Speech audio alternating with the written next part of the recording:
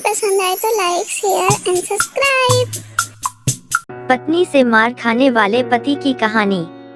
यह कहानी एक छोटे से गांव के निवासी मोहन की है, जो अपने विनम्र और शांत स्वभाव के कारण गांव भर में जाना जाता था। उसकी पत्नी सीमा एक सख्त और तीव्र स्वभाव वाली महिला थी। गांव के लोग अक्सर मजाक में कहा करते थे कि मोहन अपने ही घर में सबसे कमजोर है। मोहन और सीमा की शादी को कई साल हो चुके थे। मोहन एक मेहनती और ईमानदार व्यक्ति था, जो खेती बाड़ी कर अपने परिवार का पालन पोषण करता था। सीमा, जो गांव की सबसे तेजतर्रार महिलाओं में से एक थी, का स्वभाव कुछ कठोर था। वह छोटी छोटी बातों पर गुस्सा हो जाती थी और अक्सर मोहन को ताने मारती थी। समय के साथ यह गुस्सा मारपीट में बदल गया। मोहन को सीमा की बातों का बुरा नहीं लगता था, लेकिन मारपीट से वह दुखी रहता था। वह कभी भी सीमा के खिलाफ कुछ नहीं कहता था, क्योंकि वह जानता था कि इससे घर की शांति भंग हो सकती है। वह हमेशा शांतिपूर्ण तरीके से चीजों को सुलझाने की कोशिश करता था। एक दिन मोहन की एक छोटी सी गलती पर सीमा का गुस्सा 7वें आसमान पर पहुंच गया। उसने मोहन को बहुत बुरी तरह पीटा। मोहन चुपचाप सब सहता रहा और किसी से कुछ नहीं कहा। गांव के लोग यह देखकर दुखी होते थे, लेकिन किसी ने भी खुलकर उसका समर्थन नहीं किया। मोहन की इस परिस्थिति को देखकर उसके बचपन के दोस्त रमेश ने उससे बात की। रमेश ने कहा, मोहन, तुम कब तक यह सब सहते रहोगे? तुम्हें कुछ करना चाहिए। मोहन ने उत्तर दिया, रमेश, मैं नहीं चाहता कि घर की शांति भंग हो। सीमा का स्वभाव ऐसा ही है।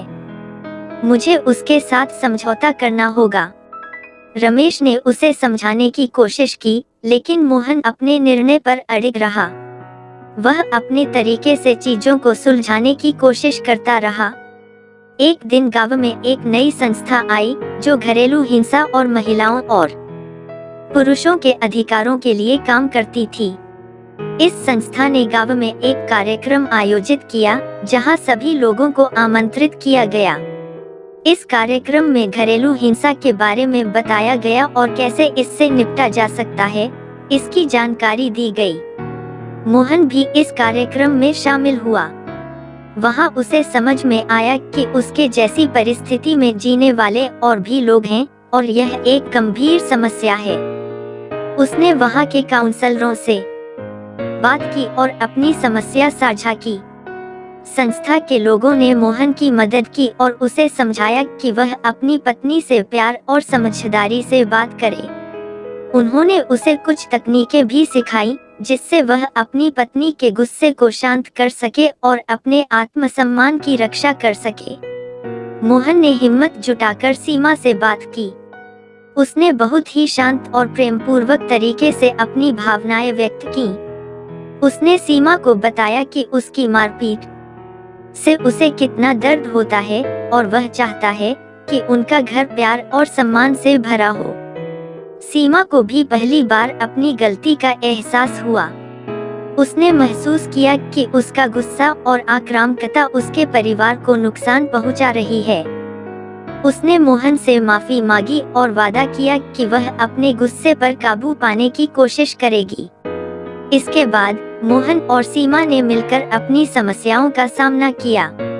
उन्होंने एक दूसरे को समझा और एक दूसरे की भावनाओं का सम्मान करना सीखा। गांव के लोग भी मोहन के इस बदलाव को देखकर हैरान थे और उसकी तारीफ करने लगे।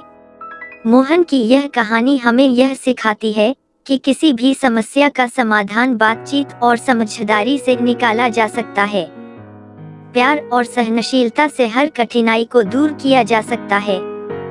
मोहन ने अपनी समझदारी और धैर्य से अपने परिवार को टूटने से बचाया और एक सुखी जीवन की ओर कदम बढ़ाया।